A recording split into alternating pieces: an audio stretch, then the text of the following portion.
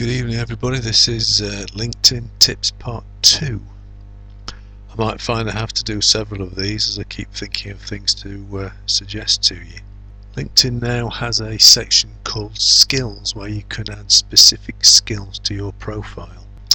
You can add up to 50 of these skills, and I would highly suggest you do it because obviously all of these things are searchable. They're all terms by which you could be found. LinkedIn tip 19, if you are genuinely short of time but you do want to get inward invites coming towards you, put a search into LinkedIn through the people box. I'll show you how to do that, won't be a tick. So here we go, we've got the box open here. You make sure it's on people and then put in something that you really are interested in. Let's say it's green energy.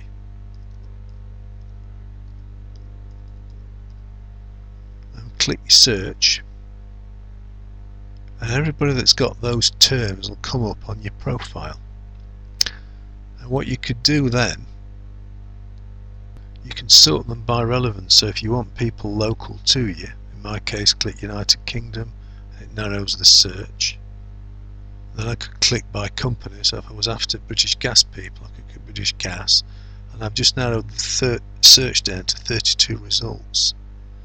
So they're in the UK and they're all working for British Gas, and then I could simply visit those people's profiles and hope that those people then would invite me, because they will appear on those people's profiles that you visited the site. LinkedIn tip number 20 is about inviting people to join your LinkedIn group. I've got to say it's one of my private bugbears. It's something I absolutely hate. Get repeated invites day in and day out to join people's groups, and I click on the profile and I'm not even connected to them. I just think it's poor etiquette. I wouldn't do it. If I want somebody to join my group, I'll approach them somehow or other first to make sure that they're happy to be in my group. After all, if they don't want to be associated with you, why would you join their group?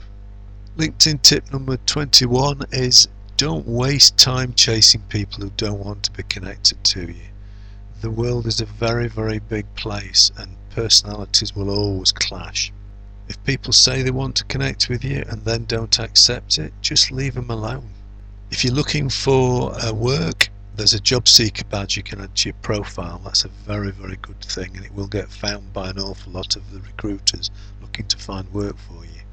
One more thing, there are still people joining LinkedIn with amazing credibility. So just don't make the assumption that because somebody's got 0 connections, they are not going to be worth knowing.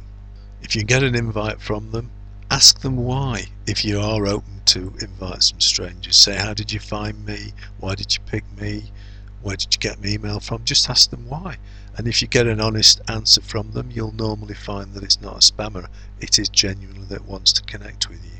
Some of these tips are going to be so obvious, but there's so much on the LinkedIn site that most people don't know about, so I make no apologize for telling you the blinding obvious.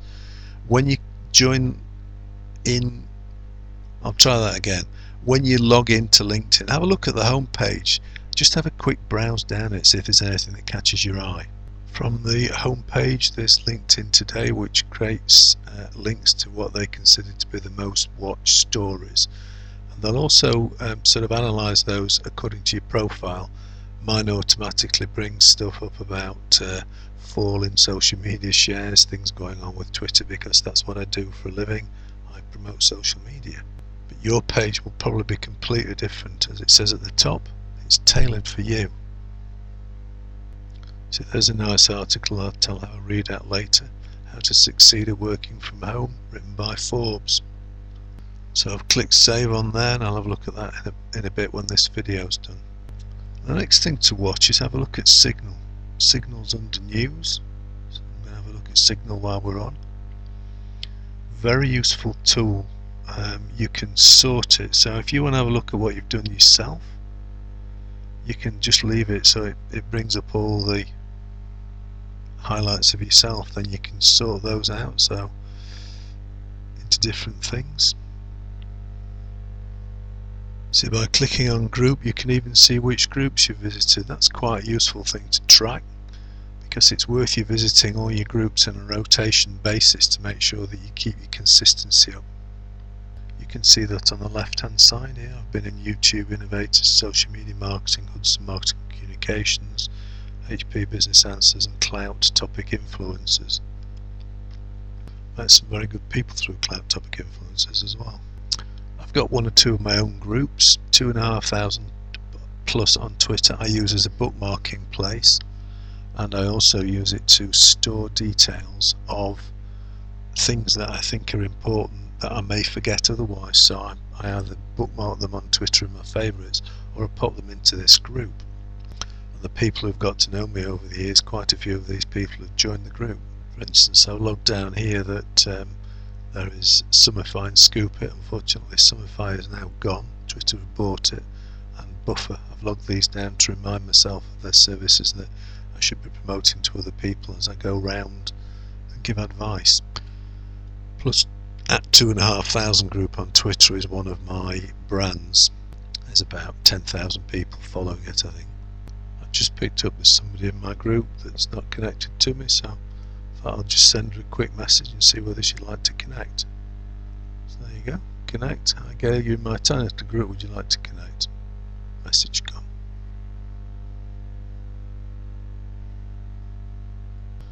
I think that's probably enough. I'll take it to about 7 minutes and I'll cut it off again. The important point here though is consistency. Consistency of your personality, consistency of your actions, and an open view on how you view other people. Try not to make assumptions about them, and just make sure that you treat them well.